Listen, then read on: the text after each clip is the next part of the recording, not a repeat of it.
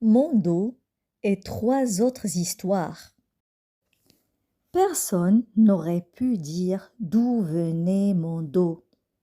Il était arrivé un jour, par hasard, ici dans notre ville, sans qu'on s'en aperçoive. Et puis, on s'était habitué à lui. C'était un garçon d'une dizaine d'années, avec un visage tout rond et tranquille, et de beaux yeux un peu obliques. Mais c'était surtout ses cheveux qu'on remarquait, des cheveux bruns cendrés, qui changeaient de couleur selon la lumière et qui paraissaient presque gris à la tombée de la nuit. On ne savait rien de sa famille, ni de sa maison, peut-être qu'il n'en avait pas.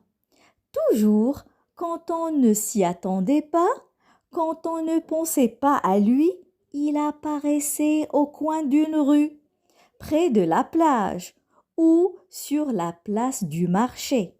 Il marchait seul, l'air décidé, en regardant autour de lui. Il était habillé tous les jours de la même façon. Un pantalon bleu en denain, des chaussures de tennis et un t-shirt vert un peu trop grand pour lui. Quand il arrivait vers vous, il vous regardait bien en face. Il souriait et ses yeux étroits devenaient deux fentes brillantes. C'était sa façon de saluer. Quand il y avait quelqu'un qui lui plaisait, il arrêtait et lui demandait tout simplement: Est-ce que vous voulez m'adopter? Et avant que les gens soient revenus de leur surprise, il était déjà loin. Qu'est-ce qu'il était venu faire ici, dans cette ville?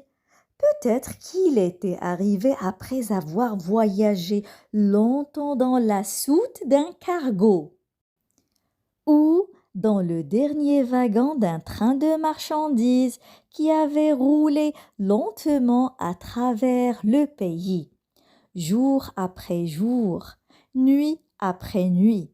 Peut-être qu'il avait décidé de s'arrêter quand il avait vu le soleil et la mer, les villas blanches et les jardins de palmiers. Ce qui est certain, c'est qu'il venait de très loin, de l'autre côté des montagnes, de l'autre côté de la mer. Rien qu'à le voir, on savait qu'il n'était pas d'ici et qu'il avait vu beaucoup de pays. Il avait ce regard noir et brillant, cette peau couleur de cuivre et cette démarche légère, silencieuse, un peu de travers comme les chiens. Il avait surtout une élégance et une assurance que les enfants n'ont pas d'ordinaire à cet âge. Et il aimait poser des questions étranges qui ressemblaient à des devinettes. Pourtant, il ne savait pas lire ni écrire. Quand il est arrivé ici, dans notre ville, c'était avant l'été. Il faisait déjà très chaud et il y avait chaque soir plusieurs incendies sur les collines. Le matin, le ciel était invariablement bleu, tendu, lisse, sans un nuage. Le vent soufflait de la mer, un vent sec et chaud qui desséchait la terre et attisait les feux.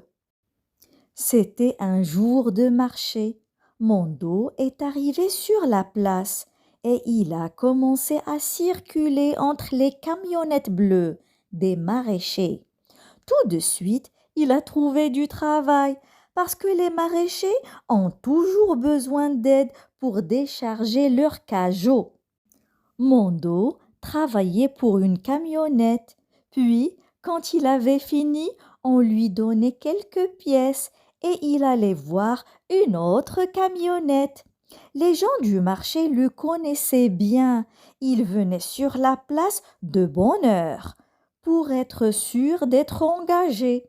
Et quand les camionnettes bleues commençaient à arriver, les gens le voyaient et criaient son nom.